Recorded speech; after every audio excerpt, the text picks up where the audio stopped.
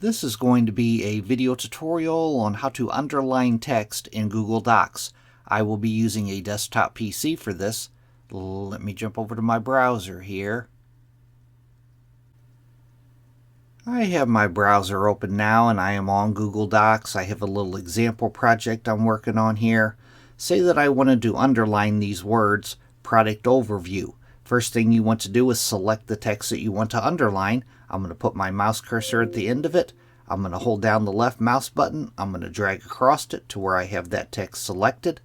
Then I'm going to go up to the top up here, up to the U with the underline under it. If you put your mouse cursor over it, it says underline. I'm going to click on underline. Now I have underlined that text.